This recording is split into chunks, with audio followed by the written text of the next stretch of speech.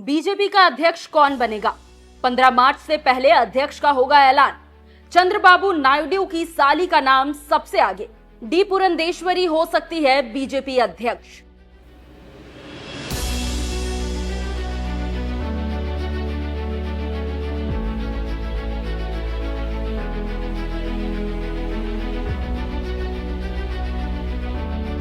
नमस्कार, news express देख रहे हैं आप। आपके साथ मैं हूं खुशबू राय।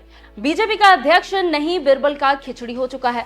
नड्डा को एक्सटेंशन पर एक्सटेंशन मिल रहा है और पिछले एक साल से मोदी और भागवत में खींचातान भी चल रही है, लेकिन दोनों में से कोई झुकने को तैयार नहीं, क्योंकि ना ही मोदी भागवत की मान रहे हैं और ना ही भागवत मोदी की मान रहे हैं।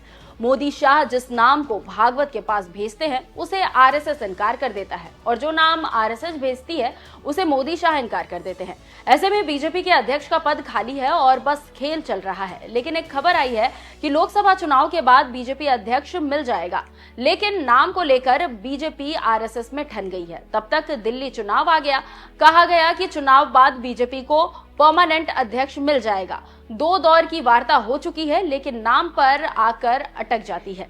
लेकिन कुल मिलाकर देर आए दुरुस्त आए वाली कहावत बीजेपी अध्यक्ष पद पर लागू होती है। अब कहा जा रहा है कि पक्का कंफर्म है कि इस बार ले दे के अध्यक्ष मिलने वाला है, चाहे जैसे भी मिले। जी हाँ, बीजेपी के संगठनात्मक चुनाव अंतिम दौर में है, तो इधर मौजूदा राष्ट्रीय अध्यक्ष जेपी नड्डा का कार्यकाल खत्म होने वाला है। अब बात इस बात की हो रही है कि अगला बीजेपी अध्यक्ष कौन होगा। इस दौड़ में दक्षिण भारत से एक नेता का नाम सबसे आगे चल रहा है, क्योंकि 2024 के लोकसभा चुनावों के बाद अब बीजेपी की नजर दक्षिण भारत पर है। पार्टी का मानना है कि दक्षिण भारत में जीत तभी मिलेगी जब बीजेपी का अध्यक्ष दक्षिण भारत का होगा। देखना है कि बीजेपी अपने इस फैसले से कैसे चौंका सकती है। जिस नाम की चर्चा हो रही है उनका नाम है डी पुरंदेश्वरी।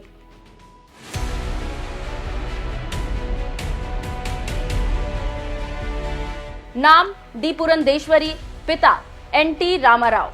डी पुरंदेश्वरी रिश्ते में नायडू की साली है। दक्षिण की सुषमा स्वराज के नाम से जानी जाती हैं। पुरंदेश्वरी ने ग्रेजुएशन करने के बाद जेमोलॉजी में डिप्लोमा किया है। साल 1997 में Hyderabad institute of James and jewellery की स्थापना की। तो आपने समझ लिया है कि कौन है डी पुरंदेश्वरी और क्या कर सकती हैं। लेकिन विश्लेषकों की माने तो जो भी नाम उछले, लेकिन होगा वही जो आरएसएस चाहेगा।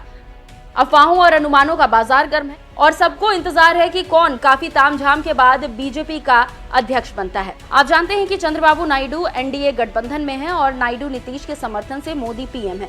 ऐसे में मोदी चाहेंगे कि उनकी सरकार को खतरा नहीं होगा। ऐसे में मोदी शाह चाहेंगे कि अध्यक्ष रिश्ते से सरकार चलती है। यहाँ पर आपको जानकारी देते चले कि चंद्रबाबू नायडू की शादी टीडीपी के संस्थापक एनटी रामाराव की बेटी नारा भुवनेश्वरी से हुई है।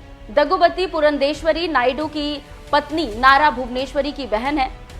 पुरंदेश्वरी ने नायडू का उस वक्त समर्थन किया था जब उनकी अपने ससुर एनटीआर को सत्ता से हटाकर खुद सीएम बनने के चलते आलोचना हो रही थी। ऐसे में कहा जा रहा है कि अगर बीजेपी पुरंदेश्वरी को अध्यक्ष बनाती है तो नायडू भी उनका विरोध नहीं करेंगे। जानकारी आपको ये भी देते चले कि पुरंदेश्वरी कम्मा समुदाय से आती है। आंध्र प्रदेश की राजनीति में ये समुदाय काफी ताकतवर है। कम्मा समुदाय को टीडीपी का पारंपरिक वोट बैंक माना जाता है।